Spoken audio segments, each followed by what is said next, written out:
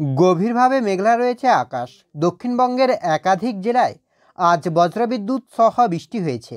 আলিপুর আবহাওয়া দপ্তর জানাচ্ছে আগামী 48 ঘন্টায় এই বৃষ্টির তীব্রতা আরও বেশ খানিকটা বাড়তে পারে।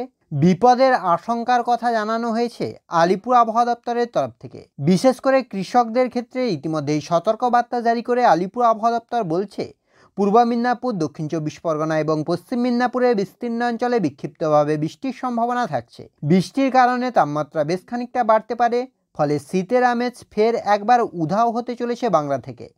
তো সেক্ষেত্রে আগামী কয়েকদিনে বাংলার আবহাওয়ার কতটা কি পরিবর্তন হতে পারে, কোন কোন জেলায় হালকা বৃষ্টির সম্ভাবনা রয়েছে, কোন কোন জেলায় ভারী বৃষ্টি হতে পারে, এই নিয়ে কি আপডেট উঠে আসছে সবটাই বিস্তারিতভাবে আলোচনা করব এই ভিডিওতে। তাই ভিডিওটি অবশ্যই শেষ পর্যন্ত দেখুন। আর এই মুহূর্তে আপনার অঞ্চলে আবহাওয়া কেমন তাও বিস্তারিতভাবে কমেন্ট করে জানান। ফলে আপনার জেলা থেকে যখনই কোনো লেটেস্ট আপডেট আসবে সবার আগে তুলে ধরবো আমরা। সকাল থেকে মেঘলা রয়েছে আকাশ। আলিপুর আবহাওয়া দপ্তর জানাচ্ছে, বঙ্গোপসাগরে তৈরি হওয়া ঘূর্ণিঝড়ের প্রভাবে দক্ষিণবঙ্গের একাধিক জেলায় বৃষ্টির সম্ভাবনা থাকছে। ঘূর্ণিঝড়ের সরাসরি প্রভাব বাংলার উপরে না পড়লেও বিক্ষিপ্তভাবে বৃষ্টির সম্ভাবনা থাকছে। দক্ষিণবঙ্গের আবহাওয়ার পূর্বাভাস।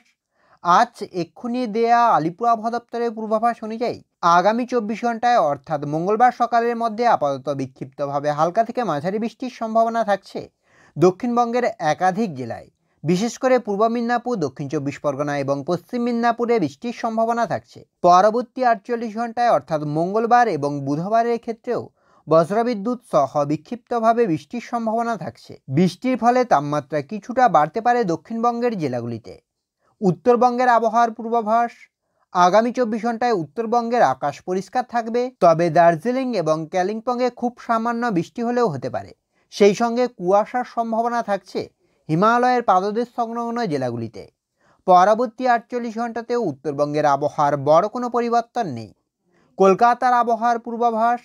আগামী 24 ঘন্টায় কলকাতা ও আশপাশের এলাকার আকাশ আংশিক মেঘলা থাকতে পারে, তবে সেভাবে বৃষ্টির কোনো সম্ভাবনা নেই। মেঘলা থাকার ফলে তাপমাত্রা বেশ খানিকটা বাড়ার সম্ভাবনা থাকছে, ফলে শীত উধাও হতে চলেছে তিলোত্তমা থেকে। তো এই ছিল এই মুহূর্তের আবহাওয়ার আপডেট। পরবর্তী আপডেট পাওয়ার জন্য অবশ্যই আমাদের চ্যানেলটিকে সাবস্ক্রাইব করে আমাদের সঙ্গে থাকুন।